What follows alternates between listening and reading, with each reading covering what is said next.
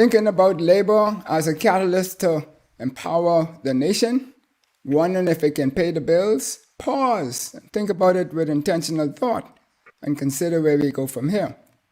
Stay tuned and hear what the Director of Labor, Anthony Robert Farquharson, got to say about labor being a catalyst to empower. Join our co-sponsors, Dom Dev Enterprises and Page Investments, and our friends at Something to Think About with Dale Happy Knowles.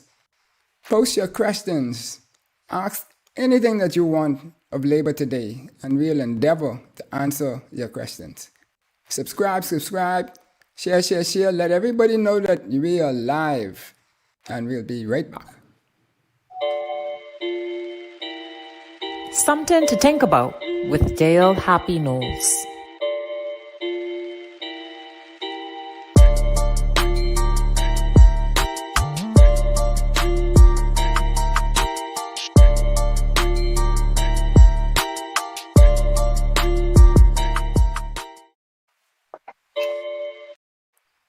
Welcome to Something to Think About with Dale Happy Knowles. What we think, we irradiate. What we think, we become. What we radiate, we imagine, and anyway, all of those different things that's happening today. Internet going crazy, and some other big things happening in the nation. And so what we want to say to you today is welcome. And we're here with the Director of Labor today, and we just apologize for you for his audio not being live at this time, because he's just leaving the cabinet sessions because of some things that are happening in the nation right now. And so hopefully he'll be able to navigate through traffic and be able to come online with us shortly. But welcome. Mr. Farquharson, how are you today? It's good to be here, Brother Dale, but a happy day, Lord. I appreciate that invitation. Let me say a warm good afternoon to your listening audience. Thank you. And so, the Director, you have formerly is the Director of Labor and Registrar of Trade Unions in the Ministry of Labor and Immigration. And you're also a past President and General Secretary of the mighty Bahamas Communications and Public Officers Union, and Secretary General of the National Congress of Trade Unions in the Bahamas. And we also know that you've had a wealth of tertiary level education, including in this focus of employment law. And you have your LLB. Wow. You know, that's big shots, as I always say to people who can have three letters back to the name. And but most importantly, I know you as my big left-hander. Yes. You know, the fella on the mound playing that game where the pitch is going slower than the ball sitting on a golf tee. But yet, you have to strategize and what have you to get these big, overgrown persons to keep the ball in the park, because everything they hit goes like rockets. But you were the big left-hander who was able to navigate that. And that took a lot of skill, strategy, and so forth. And so I'm sure you apply on all of that to what you do today in your endeavors. Yes, Dale. Certainly, I was so happy to have someone like you behind me in that shortstop position. Sometimes you play shortstop, sometimes you play second base, sometimes you play the outfield. You are a very all-around infielder.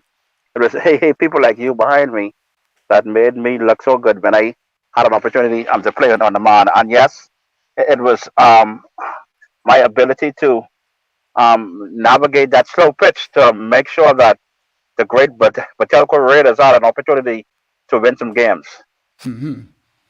Awesome. So Howard Schultz from Starbucks says that people want to be a part of something larger than themselves.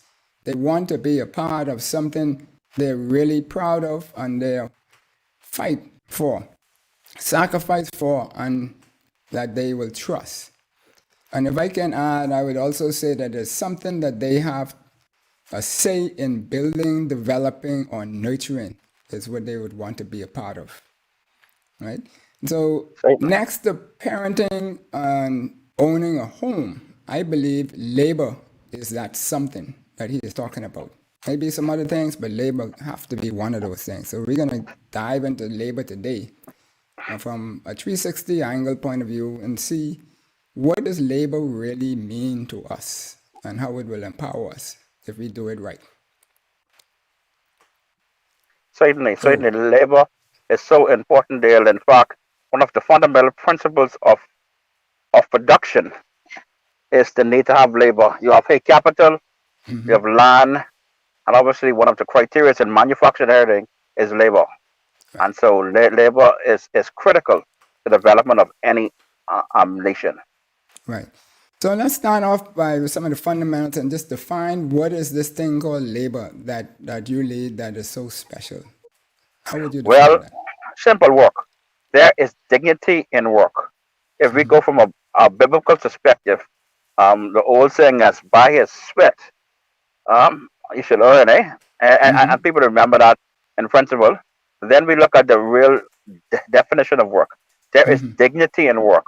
When a man or a woman has an opportunity for gainful employment, it brings him dignity to know that he is able to take care of himself and his family through the dignity of work.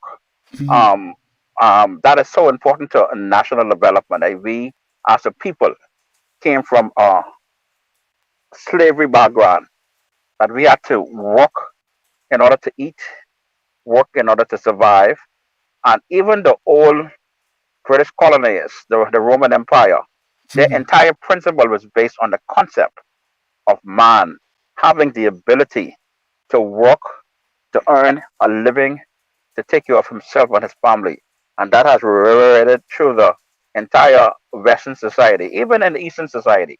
You go to places like Europe and China, it's all based on the principle of labor, on the principle of work.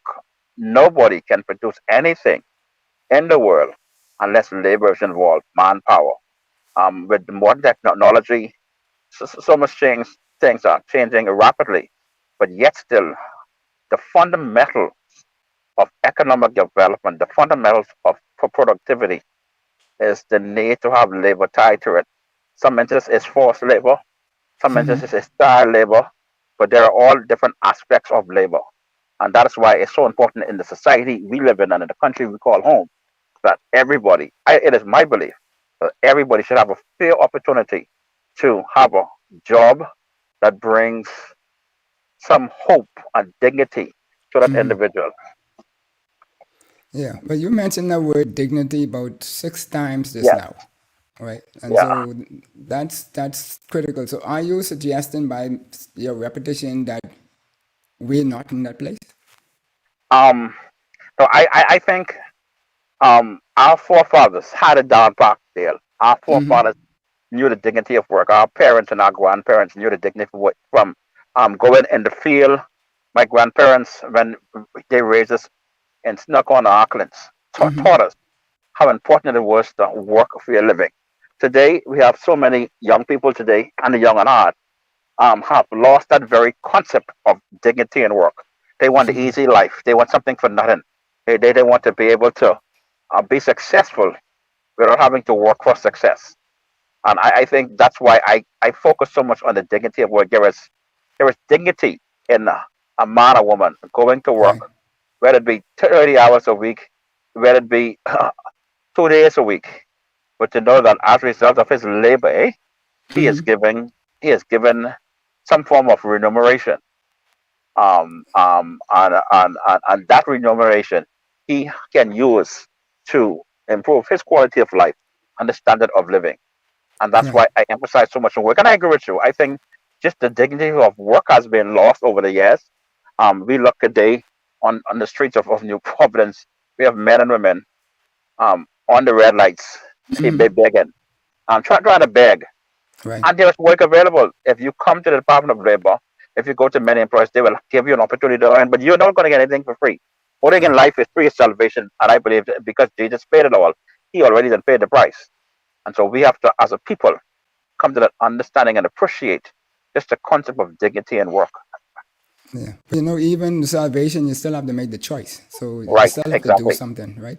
But you know, when I said that, you know, next to parenting and owning a home, that align also biblically because I mean the first thing with parenting was when God created man. And Yeah, then if you use that parallel, and then the home is when he gave him Eden and told you're him, right. you know, to Get a nurture it garden. and so forth. So the Right. garden, and then, you know, the next thing, his first commandment to man was to work. You Yeah, know, that's exactly. before he even gave him a woman. But anyway, that's Exactly. sidetrack conversation. Some people get mad if I say that. But so what is the purpose of this labor then? You touched on it a little bit, but just elaborate it so people get a good concept as to why. Because I believe that yes, there are a bunch of young youth on the side of the road and older persons and so forth who not productive, but it mightn't necessarily be because they don't have something, but it might be because they haven't seen an example of good work. Yeah, So what's the that's purpose? part of it too. Our mentors, eh? I was fortunate enough, Dale, to have a father and a mother who worked. They taught us how important it is to work, eh? My dad was a cab driver. He had to leave home many mornings early, return late at Right. night. My mother worked for the public service. I was blessed to have my parents had eight children. They taught us all how important it is to work, and not only to work, but to prepare for work, Right. prepare for the labor market, go to school, get an education, learn what you can, um, be able to put yourself in a position that when an opportunity comes for gainful employment, you take advantage of the opportunity. And so work in itself, Dale, is the ability to offer your service. The law of contract states that to get employment, there has to be, you have to follow the simple rules. There is an offer of employment, there is an acceptance of employment, there is consideration, which is to pay, and there is an Okay. intent to create legal relationship. Eh? Those are the four principles of the law of contract. There is an offer. I Right. want you to be a clerk in the store. There's an acceptance. I accept this job. There is consideration. I will pay you $300 a week. And there is a intent to create a legal binding an employer and employee relationship. That forms a contract of employment. And that's the fundamentals of labor. The contract of employment is the fundamental basis for any labor.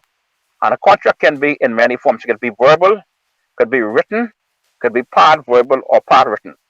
All constitutes a contract of employment. And the concept of labor and work is built on the contract of employment. Right.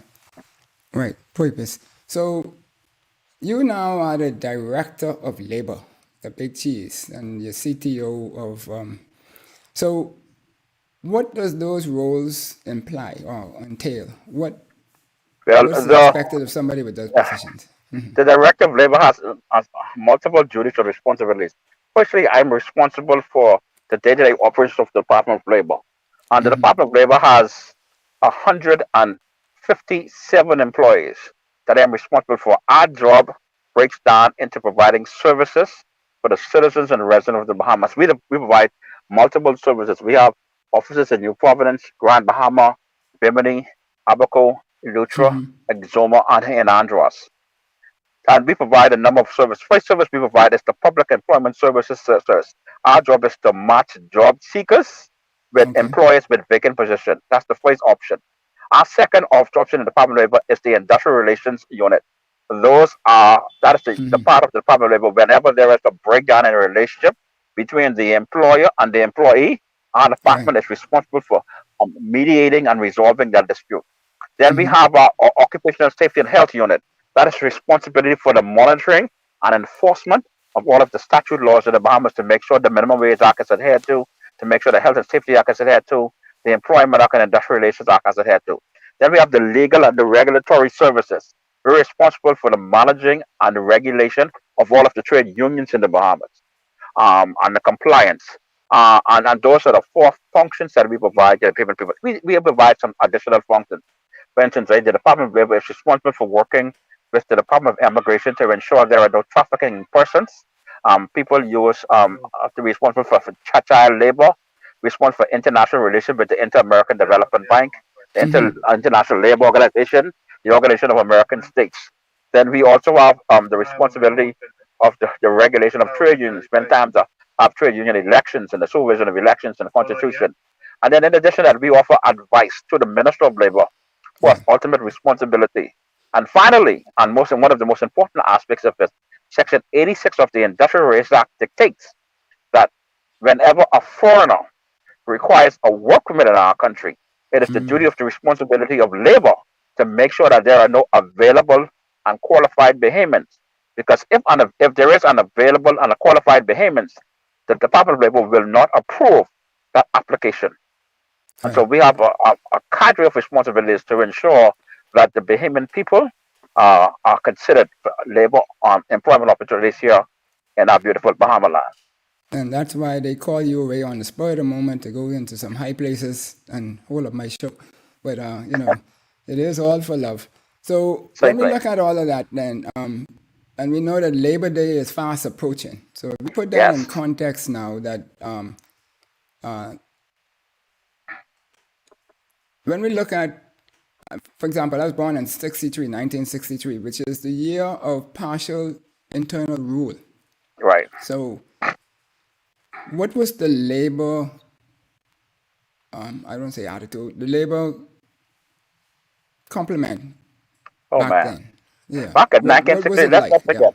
I'm gonna tell you what it is. In 1962, that is the first year we had universal suffrage in the Bahamas, where um, the Bahamian female, for the first time in 1962, was allowed to vote. At Right. that time, the government of the Bahamas was being ruled by what we call the white oligarchy. We Right. had a minority white group of Bahamians, comprising about 15% at that time, controlled the political and the economic power of the remainder of the bloc as about 85%. So in Right. 1963, on the year you born, we were in a transition period. Between 1962 and 1967, the Bahamas was in a transition period, and it was labor. It was the power of labor that changed the Bahamas on January 10th, 1967, when all of us know the election resulted in the 1818 tie. Right. The PLP, headed by the late Lyndon Pinland, had 18 seats. The UBP, headed by the late Roland Simmons, had 18 seats. There were one independent candidate, Sir Alvin Brennan, and one Labour candidate, the late Sir Randall Fawkes, in which Right. we happen to name and honor Labor Day in his honor. It was that decision made by the late Sir Randall Fawkes that changed our course of our history in this country. And sitting down with Sir Randall Dale, I love to tell the story. So Randall said, Mr. Farquharson, so on the night of January 10th, the late Sir Roland Simmons came to his house, and Sir Roland Simmons wrote, he take on his checkbook, the Dale, and he signed his name on the bottom of the check. And he Right. told Sir Randall, you put in the amount, you fill it out. Wow. Anything that Sir Randall wanted, he had the option. You know what Sir Randall did?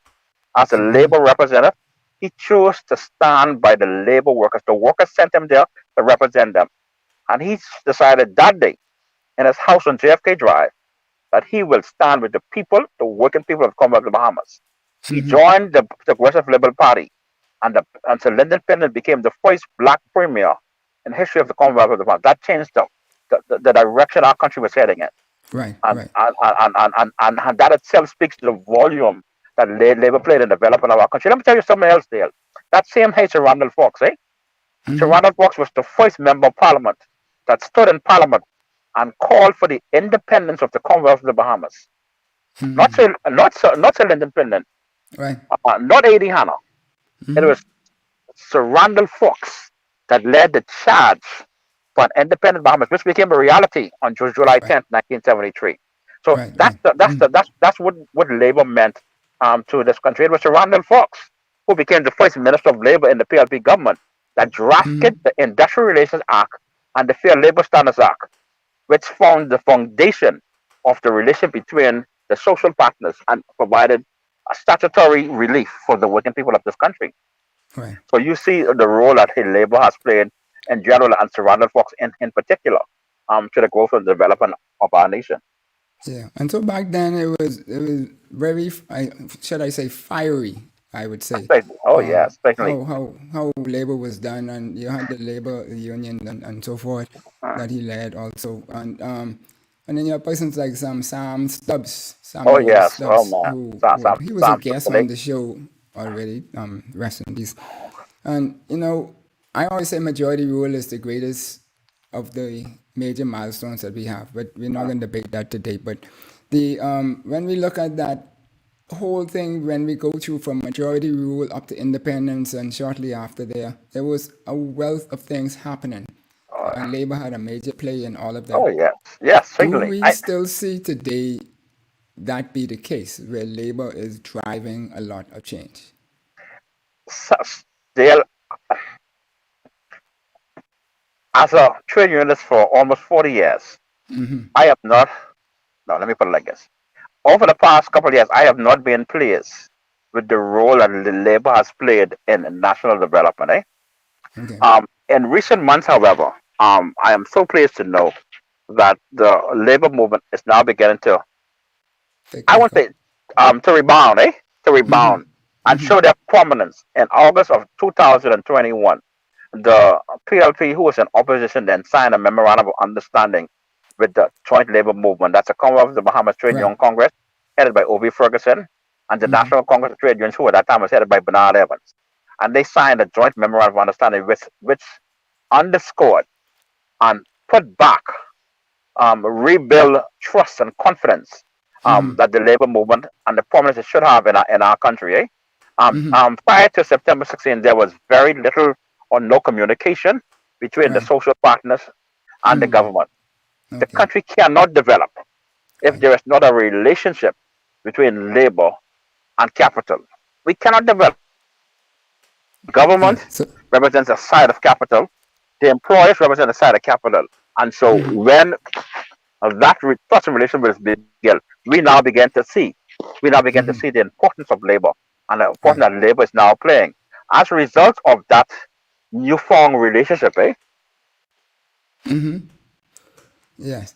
And so the that is Bahamas good that the into door is now open. Go ahead. bigger prospects in in the way forward.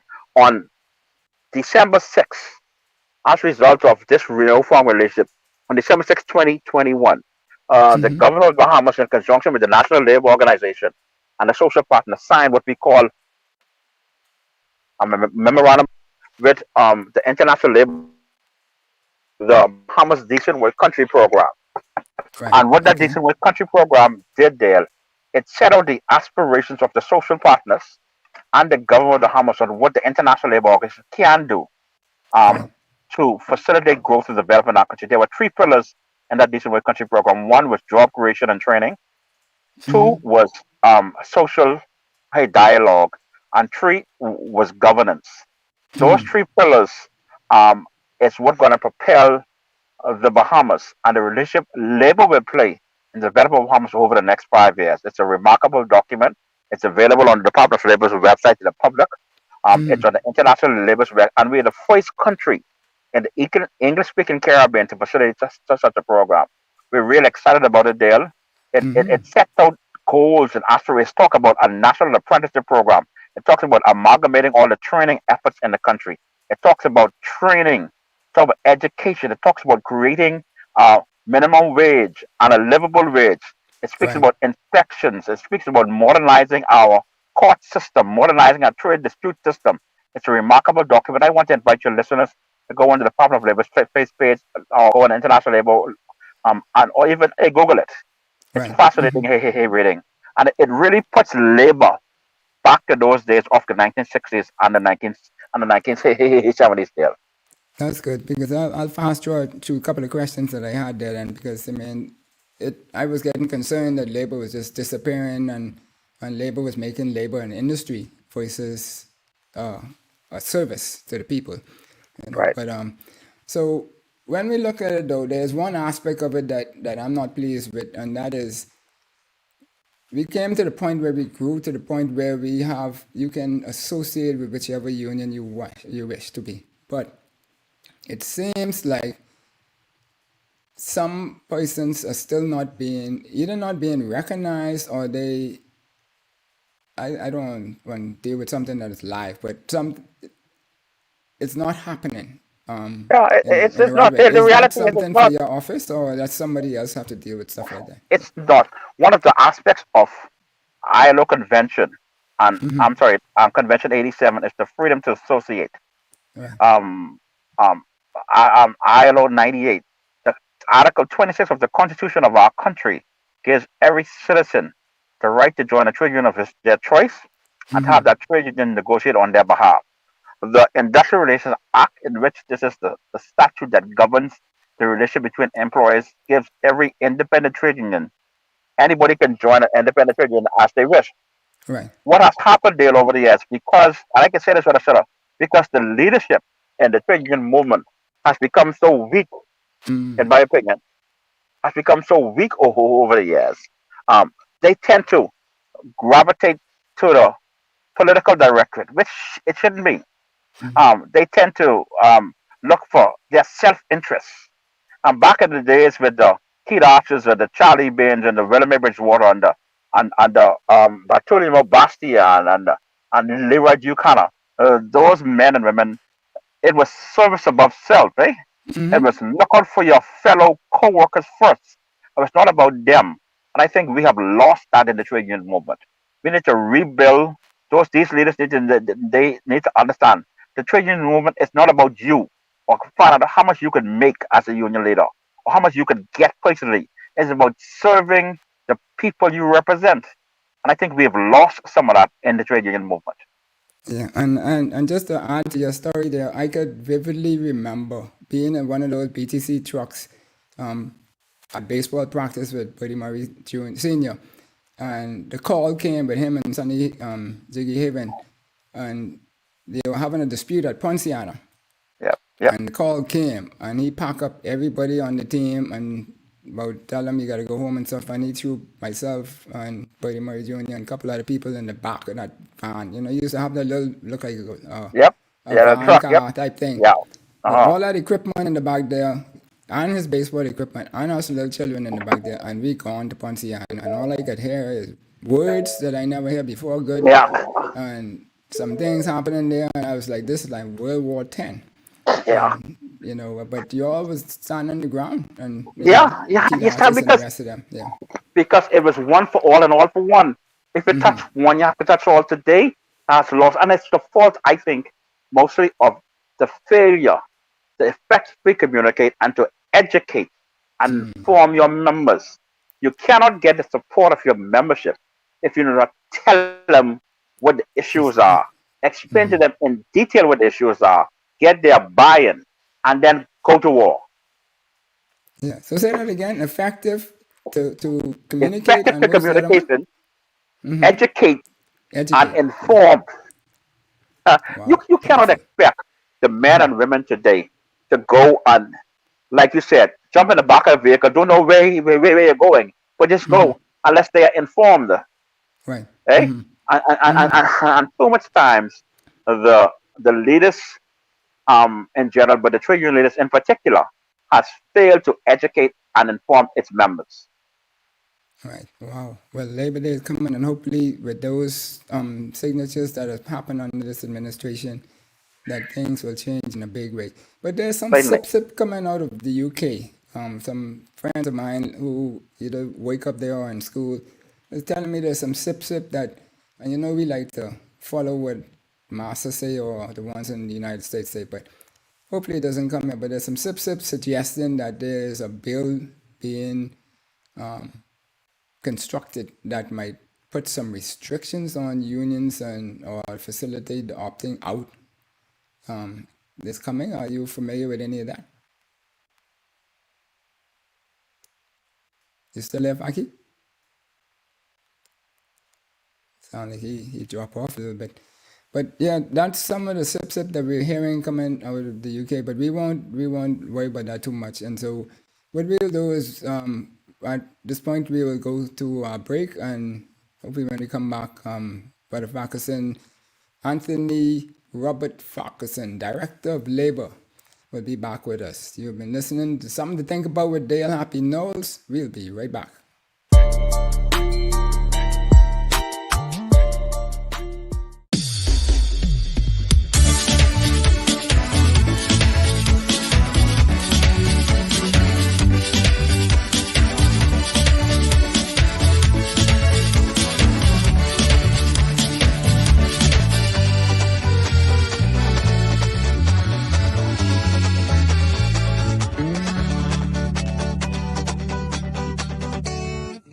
Sammy's Chicken. There's nothing like it. Behind every scoop, lick, and savor is a smile and memory being made or reminisced. Whether you're at work, out with family on a Sunday, or have friends visiting, Flavour will meet expectations in our 32-ounce container for only $10 if you're having a special event as well. Exotic flavors ranging from soursop to Guinness is definitely worthwhile.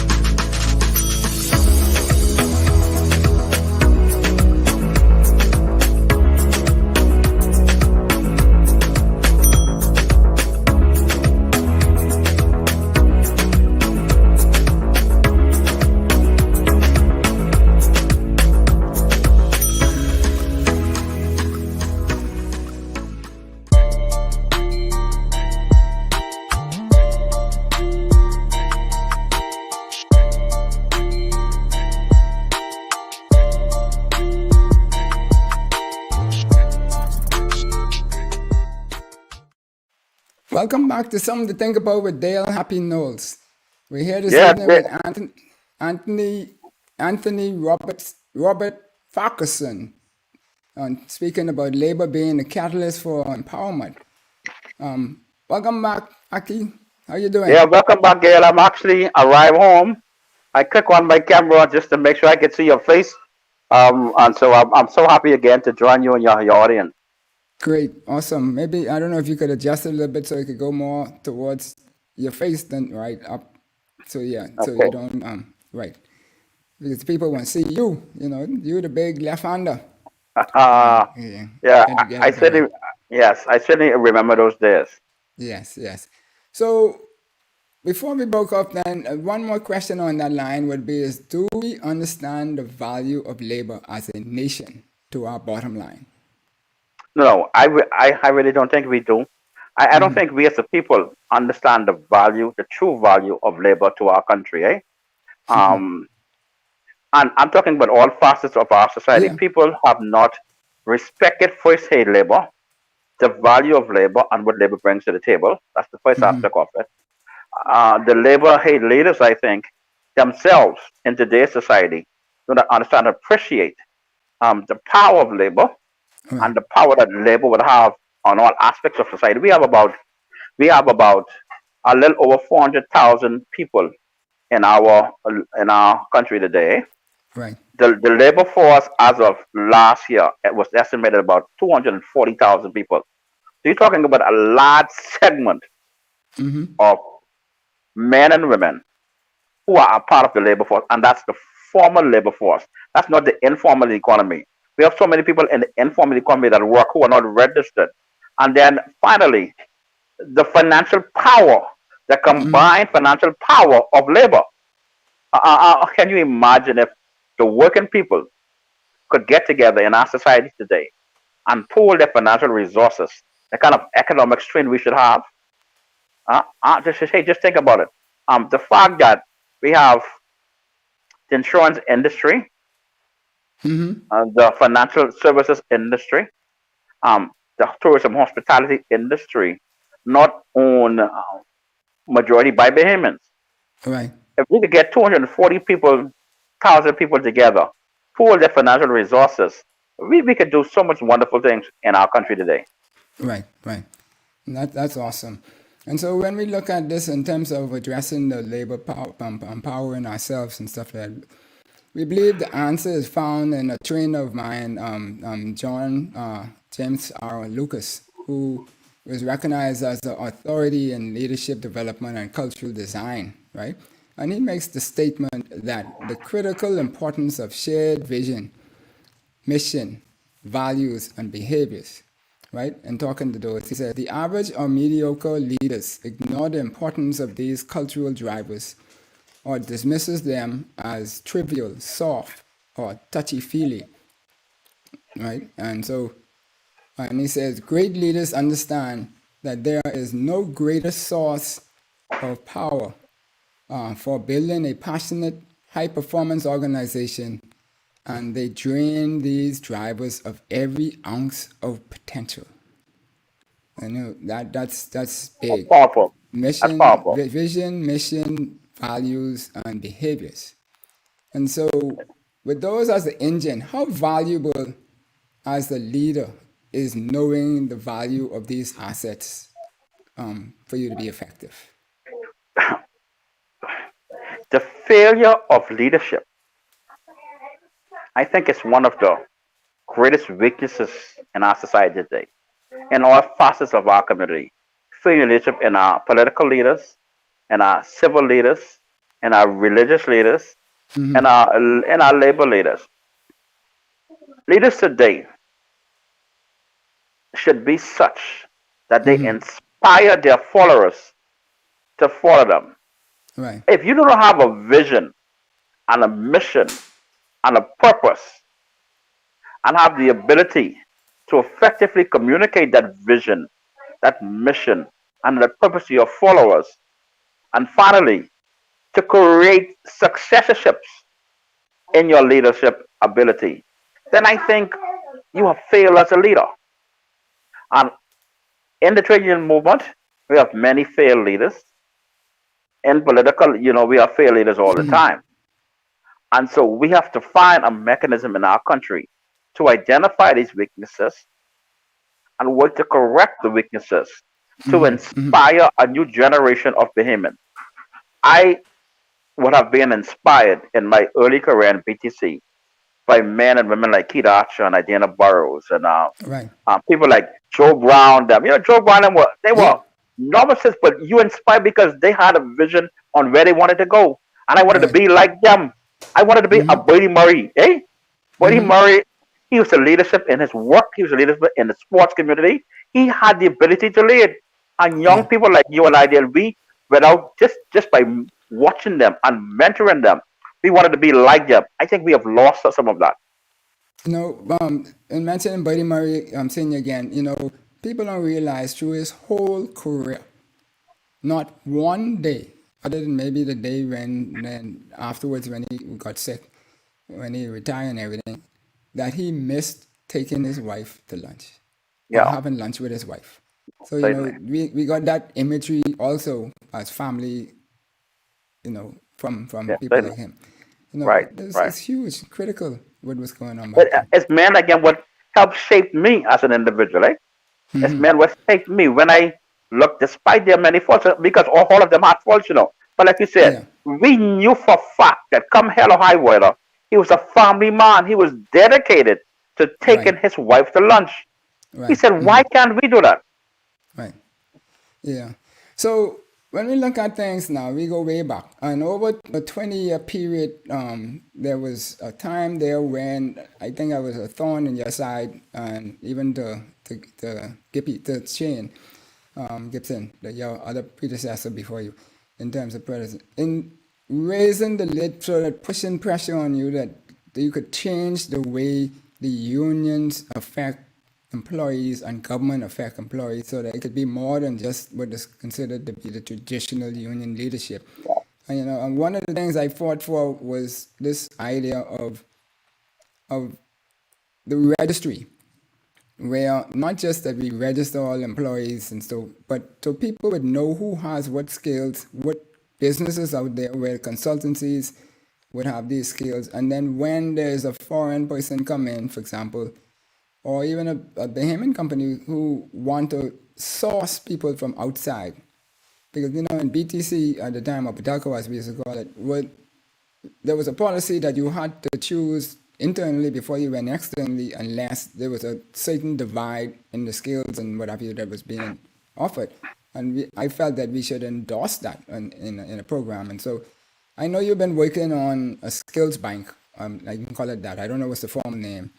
where are we with that? Are we any closer to that being registered and up and running so that if the Bahamas or whatever come in and say, boom, and you could say Dom Dev Enterprises or Fakico or Shane B, whatever, is available to do these type of things. You don't need to go and get somebody external to bring it in. Dale, I'm so happy to report, proud in fact, that the Department of Labor has a fully functional, digitized national skills bank. Wow.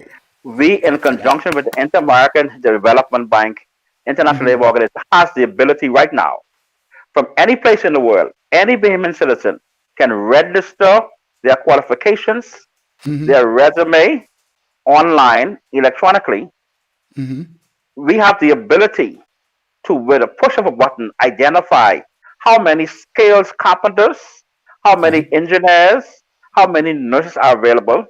We have the ability to decipher whether they are male and female, their age group, their qualifications, and we're able to match electronically their skills with a job description that an employer wants. Just today, Dale, I turned on a major employer because the major employer says they want to bring in a foreigner to run a restaurant.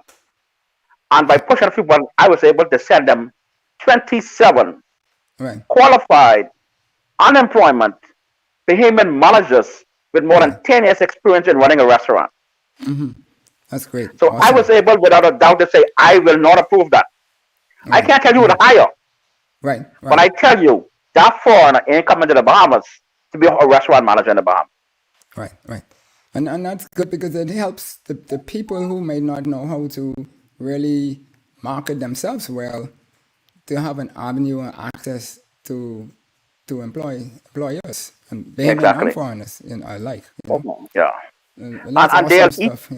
each day we want our skills bank to go because you can register even if you are employed, you can register our skills bank, and an opportunity may come up that we send to you. You may be interested. Right. Right. And so we want to encourage that. Yeah. I got about 6 people right now. I'm thinking off the top of my head who gonna be logging on either tonight when we come off the show. www.jobseekers.bahamas.bs. Yeah, www. Yes, sir. Oh, I see it right there. Yes, yeah.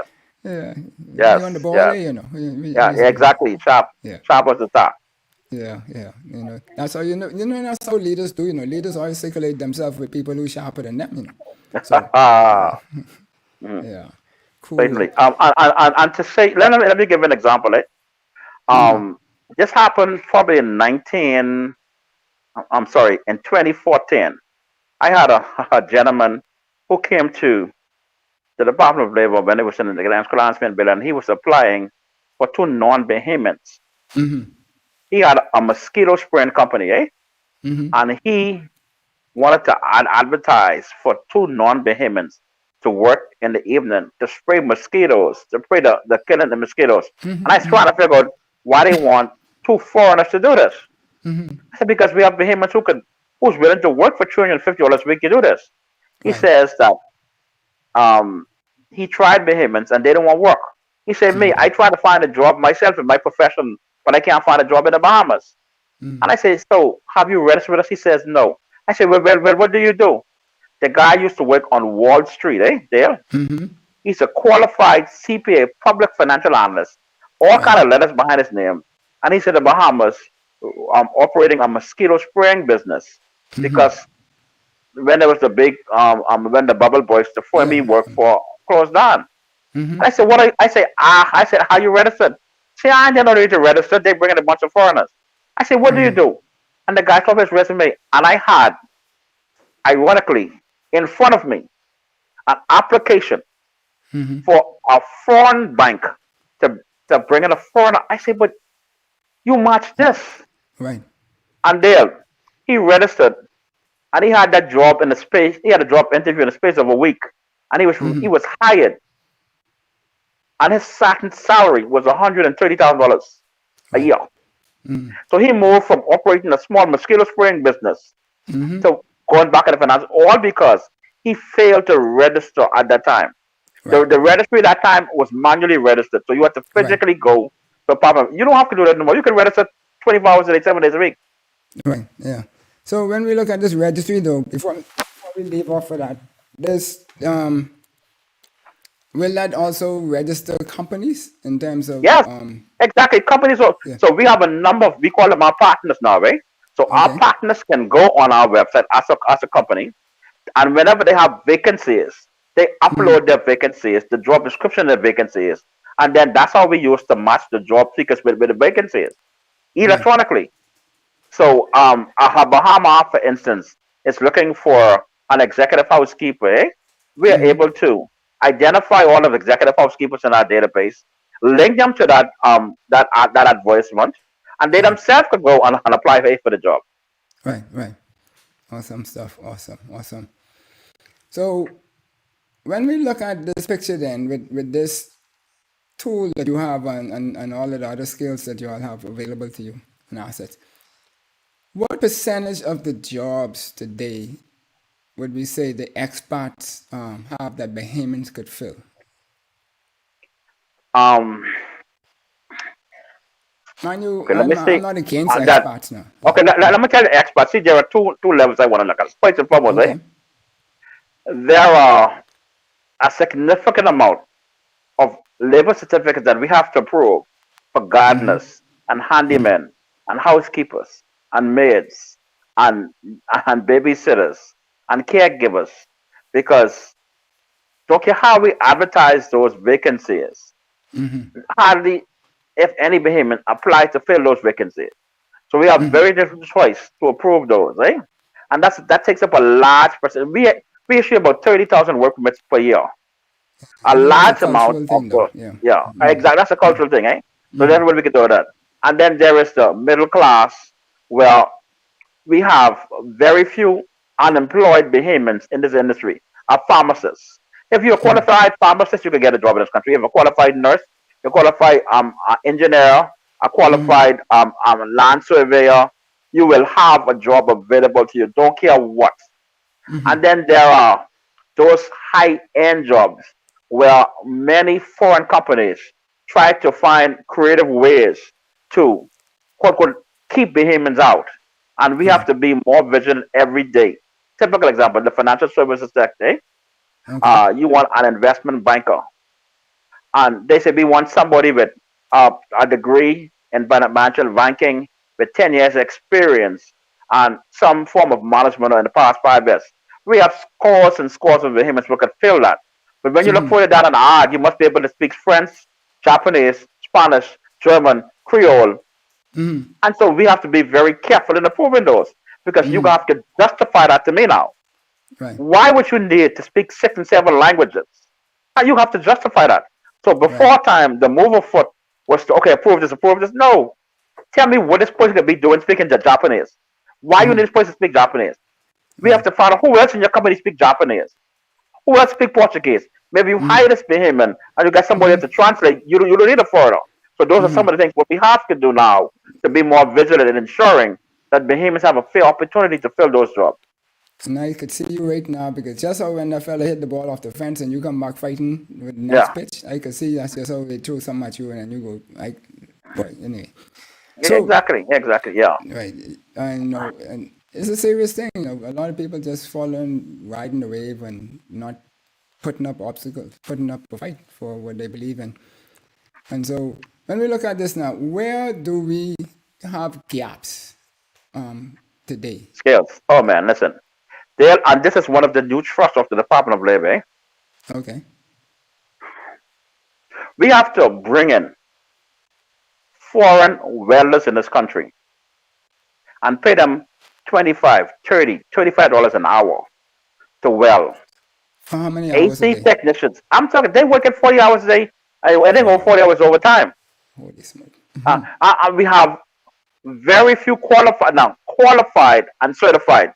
Many people could go and weld, but you need to be able to go to the shipyard in Grand Bahama Right. and be certified, because those insurance companies are not going to come to the shipyard and you have certified. They have to cover those things.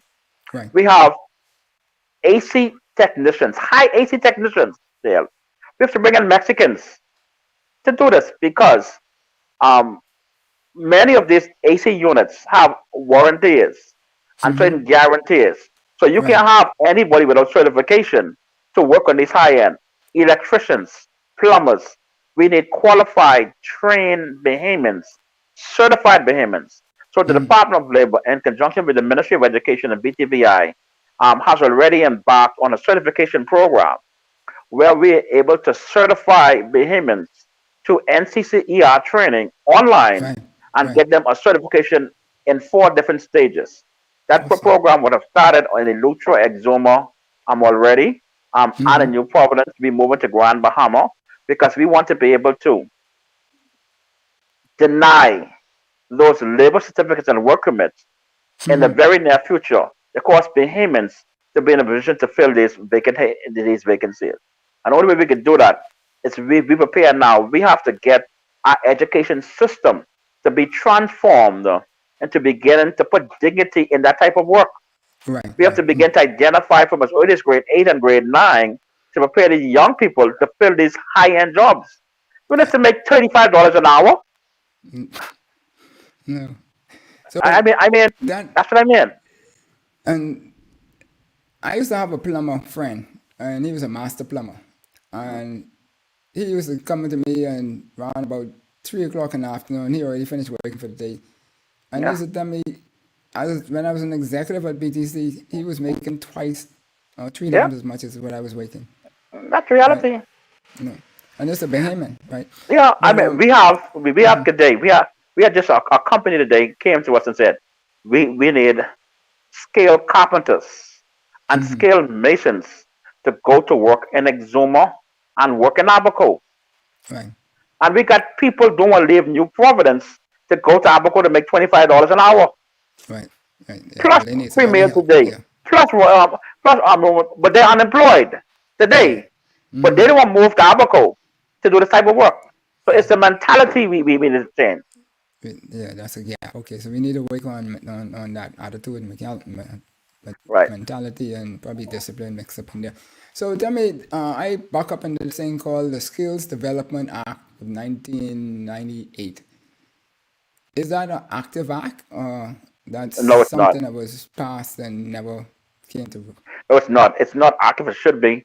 Um, the the you remember I told you about the Bahamas Decent Way Country Program. Yeah. The country programs calls for some amendments to the Act and calls for an amendment to the National Apprenticeship Act. The National Okay. Apprenticeship Act that exists today is a 1966 Act.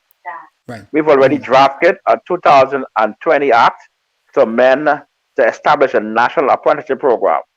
Right. And the National Apprenticeship Program is going to be based on the principle that we want to identify in another 6 to 12 months, 5 to 8,000 Bahamians in certain sectors of the economy: the financial services sector, the tourism sector, the medical and allied worker sector, the construction sector, and the marine sector, the maritime sector, and the ITC sector. And we want to be able to prepare these men and women for the job market by entering them into a 1 year national apprenticeship program where we're going to certify them. We can have them be in the classroom for 80% of the time, be on the field for 20% of the time, give them certification, and have the government pay a portion of their salary. The employer pays a portion of their salary. And hopefully in another 12 years, they will have both experience and certification in those specialized areas where they'll be able to be better prepared to enter into the labor market. Right. The maritime sector in particularly there are thousands and thousands of jobs available on cruise ships and oil tankers in the shipping industry where Right. Bahamians are not taking advantage of. So that's going to be a major thrust of this national apprenticeship program. Right. And that's great stuff there. So when we look at all of that now, and we have you all obviously have been doing your homework and putting the building blocks in place in order to cause these things to happen. But now to make it happen, the people need to do their piece. But so let's Exactly. assume that the people do their piece, that the people being the citizens and the business places do their role.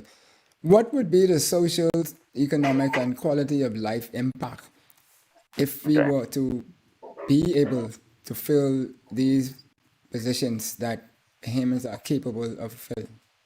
Let's first look at the economic impact. Eh? Okay. Those non-Bahamians who come to the Bahamas and be here for 5, 10, 12 years, making between $25 and $35 an hour, perform this job. When Bahamians take those jobs now, that means that that money will remain in our economy. Right. That monies that are being paid to those foreigners, that monies that are being paid to those foreigners, will stay in our economy. That means more people in our country, who they are, one is that, who are country, who are not contributing to national insurance now, they will be hired. That means the Right. national Okay. insurance fund will be positively impacted. Right. Then, because more job opportunities could be available, that means more VAT could be paid, and all that's the economic impact. Let's look at the social impact. These same people who are unemployed, who are burdened on the Department of Social Services, getting food vouchers and Right. rent assistance, they now can have more money available to them where they can pay their own way in taxes, more Right. money in social services to provide services for those who really need it.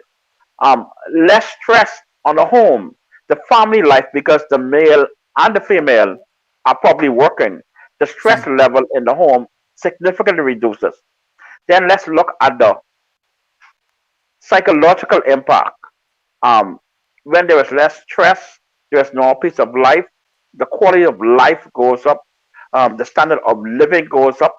And so instead of paying a handyman $210 a week now, you making money, you can pay the handyman $250, $300 a week. A Bahamian may decide to take that job. So those are just three aspects that it That's will right. transform how we live in our country. Cool. And so when we do that, then so what does the people and the businesses and academia need to do in order to help get us to be empowered to be able to fill those positions and collect the $30 or so an hour jobs and stuff like that? We have to better plan, Dale. We have to better plan, eh? I should say this, okay. There is a move afoot right now. In fact, and I can say that difficult thing. I was just asked recently to provide a list of skills that Bahamians do not have that we issue work permits for to the government.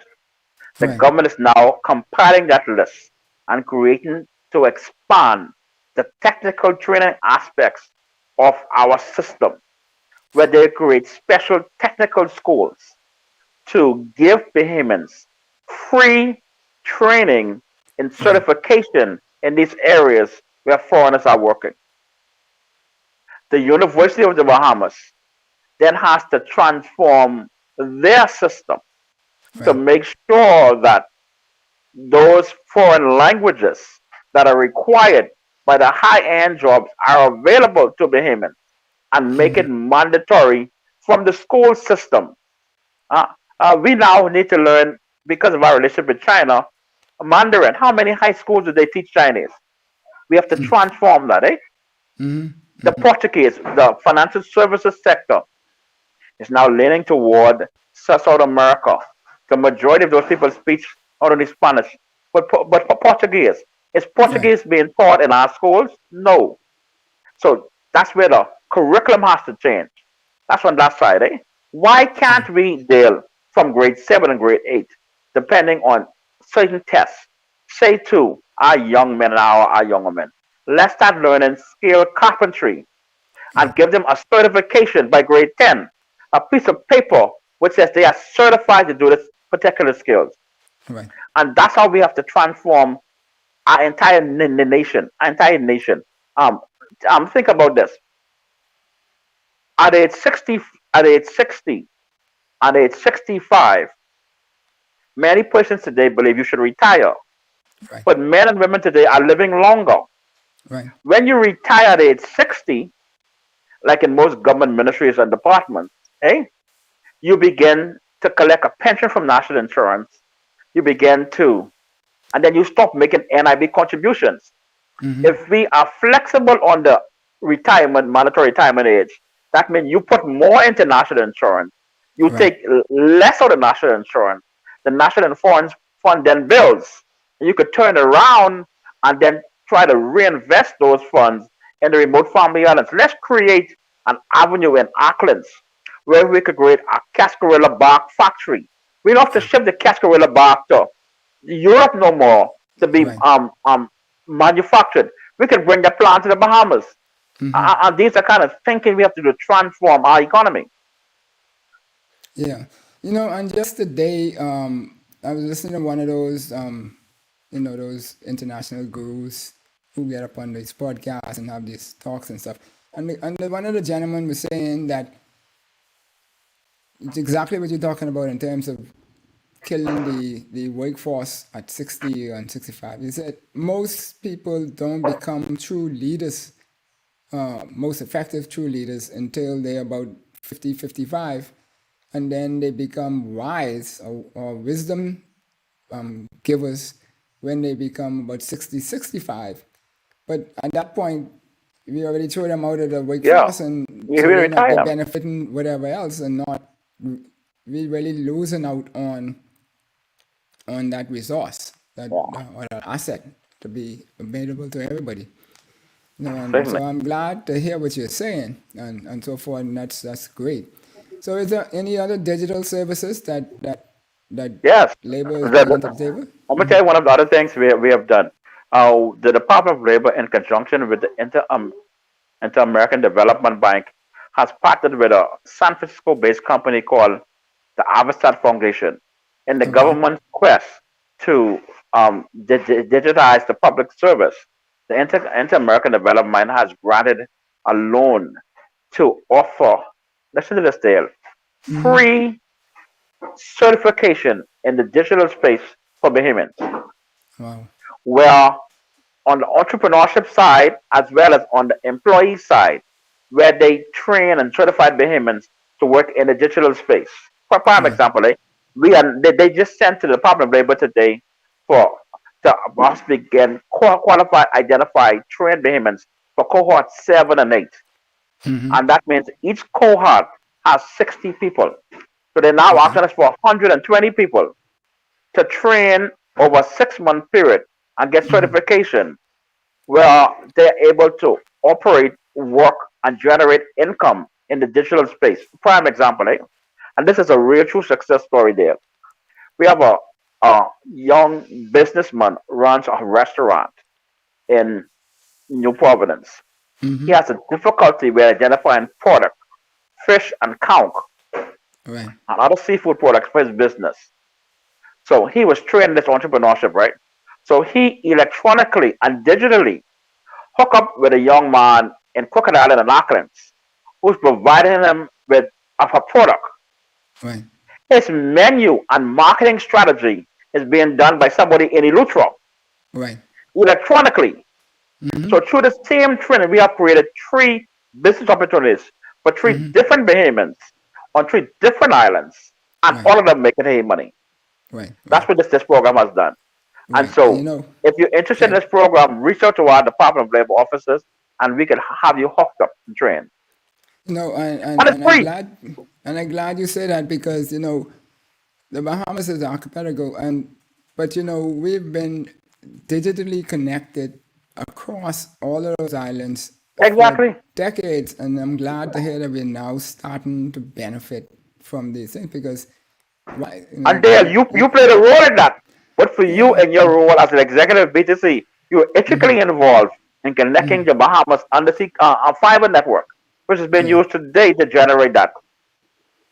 Yeah, we get there. So, but before we leave that out, telecoms, in the 80s, I attended, I think we all used to attend these USTTI conferences. I forget what it stands for in total, but part of it is telecommunication, United States government. It was a partnership between I think the United States government and the Caribbean governments.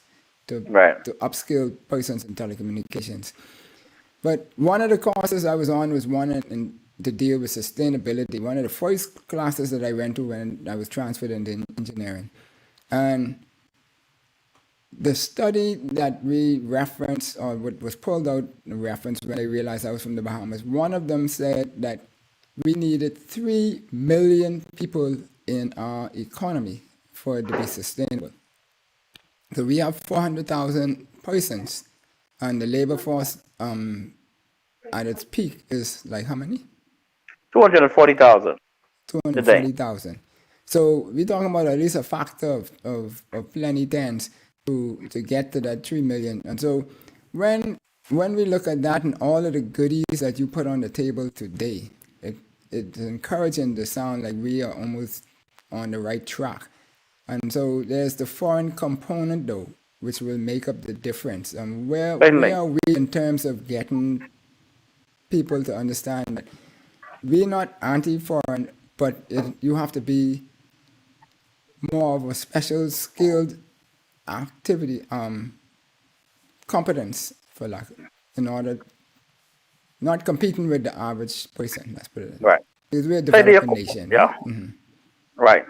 So you're quite correct. Whenever we issue work permits, those 30,000 we issue, that I can't tell you the exact percentage, but a significant amount of those are for people, as you described, high-end, specialized, specially skilled. One of the requirements we have is what we call the National Understudy Program. If you are specialized, you come to the Bahamas, we welcome you. We want to open our arms to you, but you have to be willing to commit to knowledge transfer. So part of the things is identifying a Bahamian, 1 or 2 Bahamian understudies to identify who's going to succeed you, and then implement a training sustained program, which the Department of Labor will have to monitor to know that within 4 or 5 years, we now have 2, 3 Bahamians who are now qualified and able to fill that role.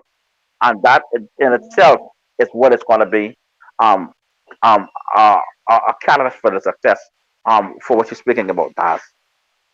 Yeah. And you say you're doing all this with 127 people? 152 people. 152. And we need more. Yeah. I like imagine you need more for all the stuff that you're doing and stuff like that. Yeah. Cool. And so when we look at this and we talk about this fortified labor force driving our economy, then it sounds to me that you all have a vision already. You have your mission, you have your values, and there's some behaviors that need to be tidied up. It sounds like you only have that last leg in order to potentiate this boost. So I believe that we have $100 billion economy, and people get crazy when I say that, and it's built on sun, sand, sea, digital, and people, right? So labor is a huge component of that. Where does labor go from there today in order for us to drive towards that $100 billion economy? We have to think creative. We have the green economy, we have the orange economy, and we have to focus on that deal. We have to prepare our young people today through that aspect. One of the things that the COVID-19 pandemic taught us, that we have to change the work environment. We cannot go to brick and mortar to work. Brick and mortar. The work environment has to change. The green economy. How many jobs, opportunities in that billion-dollar economy are in our waters? How many? We have to take advantage of those. How many is in our culture? How many is in our culture? Our rights, our copyright rights as citizens in our country. And we have to be able to take a risk. We have to be able to take that leap of faith, and with the help of a good Lord and the guidance of good Lord, prepare Bahamians to take full advantage of the billion-dollar economy. You're quite correct. There was a $1 billion. Just think about this deal. I spent every summer on the island of Auckland from probably age 6 to age 12, age 13. I used to go in the field and what we call cut bark with my grandparents. Right.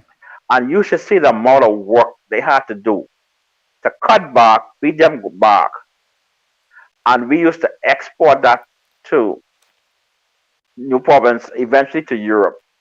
And they make Campari out of those stuff. They make all kind of things out of those stuff. And very little is done in our country. So we have to find a mechanism with the shipping and the merchandising and the marketing to find a way to bring those back to the Bahamas. We have the generation of electricity, sustainable electricity. We depend so much on fossil fuel. There are all kind of ways, wave, sun, solar. We have to be innovative and create these things. A typical example, I have a son who's an avid fisherman. He lives here in the United States now, but he likes to come home and fish. And he was telling me how many various opportunities lie for us in the waters of the Bahamas. If we can find a market to export them to, a way to sustain it and to market it, our economy will explode. Just have the creativity and innovation to think out of the box. Yes, very much so. Awesome stuff. Awesome stuff. Well, Faki, it's been real good speaking to you today. But before we take a break, because I know you had a full day. The people put you under the gun at the last minute. Again, and so forth. But that goes with the territory. That's just like getting knocked off the fence, and you come back and strike out the next 3 batters. So, what would you like to say to the audience out there? Well, particularly to the Bahamian hay worker, opportunities are available. You just have to reach for it. Contact our office at the Department of Labor. We are trying to be innovative and creative. We have a 24-hour hotline for any questions you have at the Department of Labor. It's operated 24 hours a day, 7 days a week. It's 322 job. Any issues you need about work, the employment about work, reach out to us. We have a very aggressive media process. Our Twitter feed, our Instagram feed, our Facebook feed. We have a very interactive test. One of the things we do, and let me give you one, is how creative we are. We had a major job fair on May the 7th, where we saw about 1,500 people come looking for employment. Over the past 2 weeks, we were able to confirm almost 700 new jobs as a result of that job fair. But one of the weaknesses we found, people came to the job fair in slippers and short pants because they didn't have anything to come in. So in another 2 weeks, the Department of Labor is going to have a clothing drive where we're going to be asking corporate Bahamas and citizens of Bahamas to provide second-hand clothing. So when you come for a job, we'll be able to properly dress you. That's the first weakness we found. Another weakness we found, many of the job seekers didn't come prepared for an interview. One of the employers told us that during the interview process, one of the questions our job seekers asked them was that, and it was so funny to me, this reality say, if I get hired, how much time I can take for me to call in sick before I am sick? You looking for a job and you asking the prospective employer. I mean, so we have to better prepare them for these job interviews. So we are now beginning to see how we can have free training courses to help prepare these young men and women to be properly interviewed. And so these are some of the things we have to make an adjustment to, because that's reality. They just isn't prepared to meet the job market. As we want to encourage, as I close, people seeking employment to reach out to the Department of Labor. That's what we do. We are very good at it, and we do it. One of our core values is service with excellence. Right. Awesome.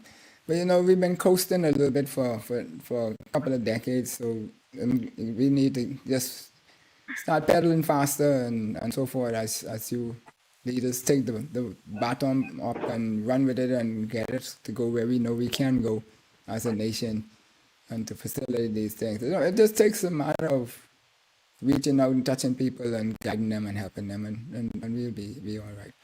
Leadership. Yes. Honorable Loftus A. Roker says, leaders must lead. Certainly. That was his famous statement to me. Yes, leaders must lead.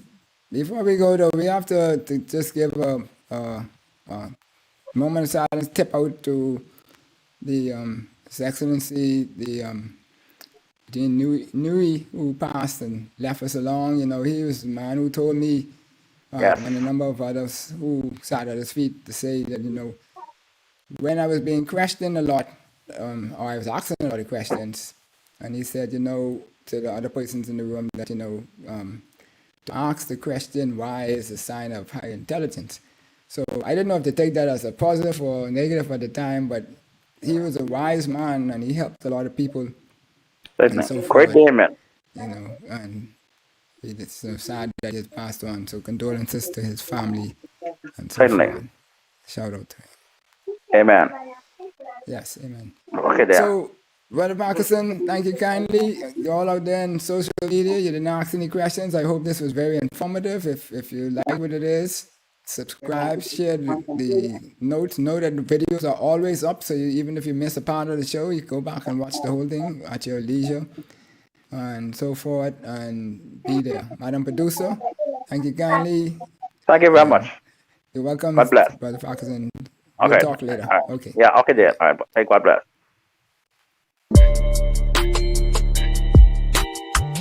Enjoyed the show? Then subscribe to us for more educational and inspirational content. Ring the bell so you never miss a show. Let's change the narrative 242